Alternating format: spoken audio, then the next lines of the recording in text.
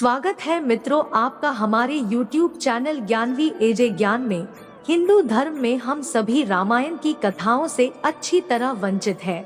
माता सीता, श्री राम और लक्ष्मण जी वनवास काटने की कहानियाँ हम बचपन से सुनते आ रहे हैं, पर आज हम उन्हीं में से एक ऐसी घटना के बारे में बताएंगे जब माता सीता क्रोधित होकर 5 जनों को श्राप दिया था, जिसमें गाय, कौआ, तुलसी, फल्गु नदी और ब्राह्मण शामिल था।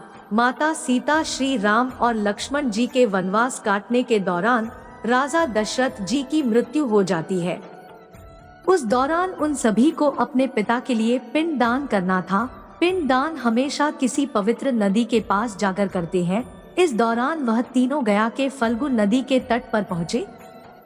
जब वह नदी के पास पहुँचे तो श्री राम ने पंडित से पिंड दान की सामग्री के लिए पूछा। इस पर भगवान राम व लक्ष्मण नगर की ओर सामग्री लेने के लिए निकल पड़े। ब्राह्मण ने माता सीता से आग्रह किया कि पिंडदान का समय निकलता जा रहा है। यह सुनकर माता सीता की व्यग्रता बढ़ती जा रही थी, क्योंकि श्री राम और लक्ष्मण अभी नहीं लौटे थे। इसी दौरान राजा दशरथ जी की आत्मा ने उन्हें आभास कराया कि पिंडदान का वक्त बीता जा रहा है। यह जानकर माता सीता चिंता में पड़ गई। तब माता सीता ने समय के महत्व को समझते हुए यह निर्णय लिया कि वह स्वयं अपने ससुर राजा दशरथ का पिंडदान करेगी, और उन्होंने फल्गु नदी के साथ 7 वटवृक्ष, कौआ, तुलसी, ब्राह्मण व गाय को साक्षी मानकर स्वर्गीय राजा दशरथ का पिंडदान विधि विधान के साथ पूर्ण किया। इस क्रिया के उपरांत जैसे ही उन्होंने हाथ जोड़कर प्रार्थना की तो राजा दशरथ ने माता सीता का पिंडदान स्वीकार कर लिया। माता सीता इस बात से प्रफुल्लित हुई कि उनकी पूजा राजा दशरथ ने स्वीकार कर ली है। इसके बाद उनके मन में संशय भी हुआ कि प्रभु श्री राम इस बात को नहीं मानेंगे, क्योंकि पिंडदान पुत्र के बिना नहीं हो सकता है। थोड़ी देर बाद भगवान राम और लक्ष्मण सामग्री लेकर आए और पिंडदान के विषय में पूछा। तब माता सीता ने कहा कि समय निकल जाने के कारण उन्होंने स्वयं पिंडदान कर दिया है।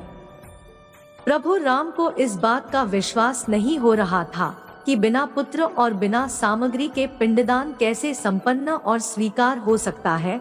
इसके बाद माता सीता ने कहा कि वहां उपस्थित फल्गु नदी, तुलसी, कौआ, गाय, वटवृक्ष और ब्राह्मण श्राद्ध कर्म की गवाही दे सकते हैं।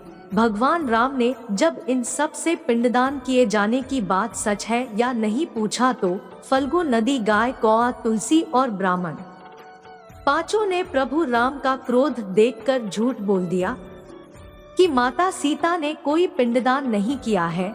वटवृक्ष ने सत्य कहा कि माता सीता ने सबको साक्षी मानकर विधि पूर्वक राजा दशरथ का पिंड दान किया है।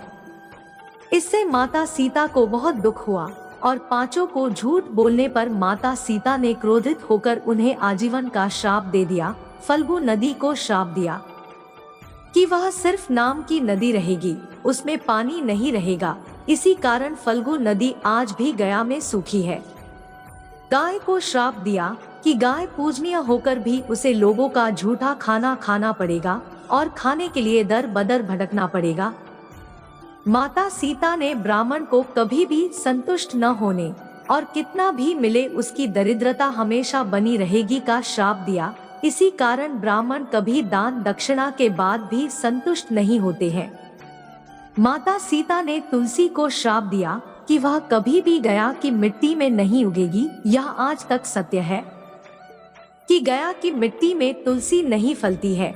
और कौआ को हमेशा लड़ झगड़ कर खाने का श्राप दिया था। कौआ आज भी खाना अकेले नहीं खाता है। माता सीता ने जहां इन चारों को श्राप दिया, वही सच बोलने पर वट वृक्ष को आशीर्वाद दिया कि उसे लंबी आयु प्राप्त होगी, वह दूसरों को छाया प्रदान करेगा और पतिव्रता स्त्री उनका स्मरण करके अपने पति की दीर्घायु की कामना करेगी। दोस्तों, आपको यह वीडियो पसंद आया हो तो लाइक, कमेंट, शेयर जरूर करें और हमारे चैनल पर पहली बार है तो चैनल को सब्सक्राइब अवश्य करें। धन्यवाद।